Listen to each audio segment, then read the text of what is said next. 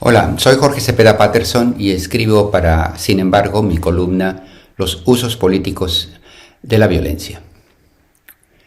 Es el sexenio con más asesinatos en la historia de México, afirman los críticos. Es el primer sexenio en el que disminuirá el número de asesinatos en la historia reciente de México, defienden los López Obradoristas. Las dos cosas, aparentemente opuestas, son ciertas.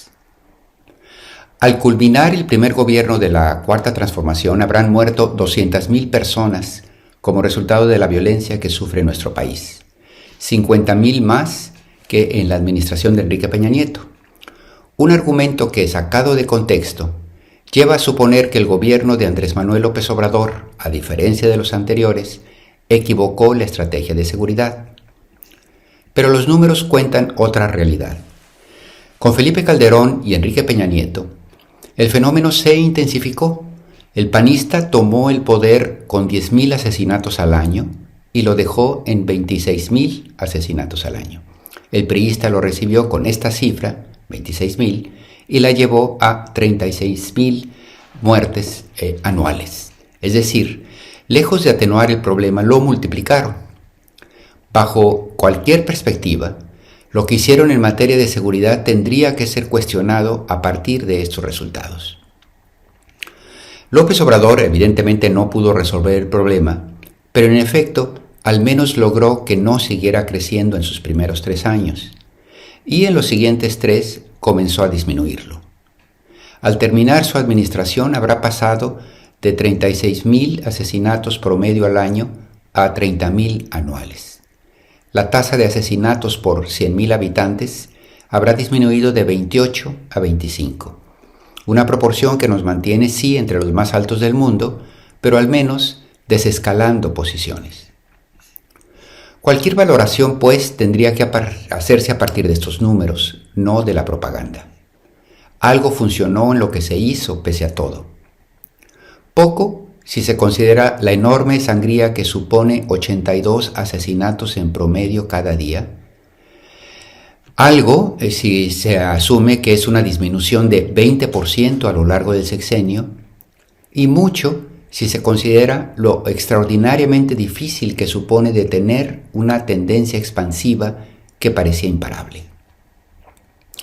Si bien los números terminan dando parcialmente la razón a López Obrador, la pregunta es si esta tibia mejoría está a la altura de las expectativas de la población. Es que una parte de la exasperación es hasta cierto punto natural.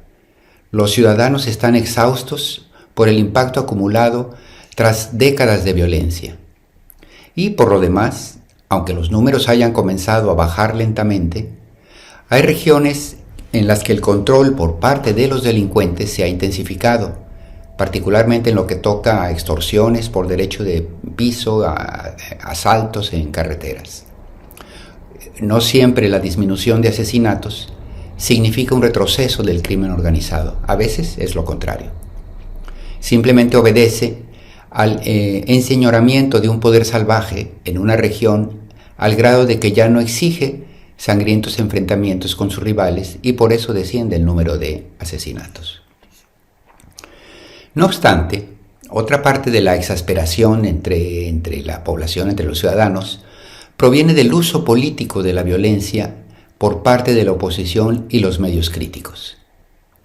A juzgar por las portadas de algunos periódicos, parecería que la situación es exponencialmente peor que en los últimos años de Enrique Peña Nieto, a pesar de ser lo contrario. Insisto, puede ser leve la mejoría, pero con el priista los asesinatos rondaban la cifra de 100 diarios sin que la nota roja inundara los noticieros.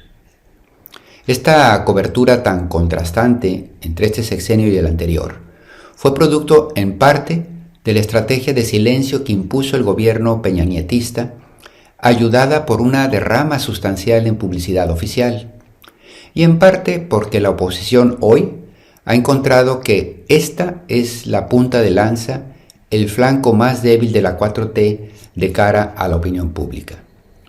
Porque nada es más efectivo que exasperar los miedos de la población, y a eso está dedicada en gran medida la estrategia electoral y mediática de los adversarios del López Obradorismo. Ahora, todo eso es hasta cierto punto natural, particularmente en tiempos electorales. Lo malo es que nos enfrentamos a un problema demasiado dramático para convertirlo en materia de propaganda en un sentido u otro. Defender la estrategia de seguridad a ultranza solo para apoyar a la 4T puede ser tan dañino como desacreditarla simplemente para dañar al gobierno o a su candidata. Es decir, un tema demasiado importante para convertirlo en piñata de intereses y pasiones políticas. Si los números muestran que algo está funcionando, pero de manera demasiado lenta o insuficiente, tendría que conducirnos a analizar con cuidado y responsabilidad los pros y contras de lo que se está haciendo. Lo peor que podría suceder es volver a comenzar de cero, arriesgando el regreso de la terrible tendencia al alza que al menos se pudo detener. Pero quizá tampoco podemos permitirnos que la percepción de miedo o impaciencia se extienda demasiado tiempo. Se necesita acelerar el ritmo para que esa sensación no derive en salidas falsas o desesperadas. En otros países, la exasperación de los habitantes ha propiciado el triunfo de verborreicos de rostro fotogénico y fórmulas simplistas que ofrecen seguridad a cambio de la pérdida de libertades.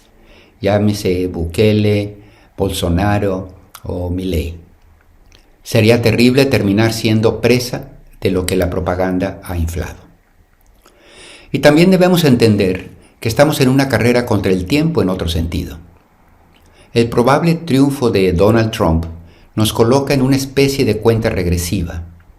El republicano, como sabemos, ha convertido el combate al tráfico de fentanilo, además de la migración, en banderas electorales.